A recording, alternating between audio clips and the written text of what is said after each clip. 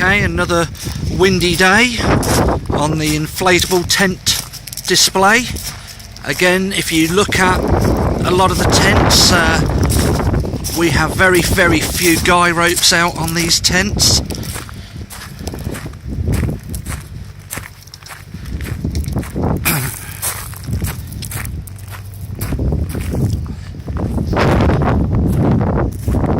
You can see from the flags that it's blowing a bit. There's some outwells.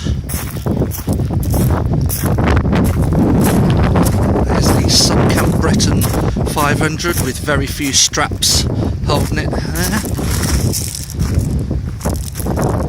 There's some Fileys, the Suncamp Epic 600. Again, you know, you shouldn't really be using your guy ropes, but just to give you an idea.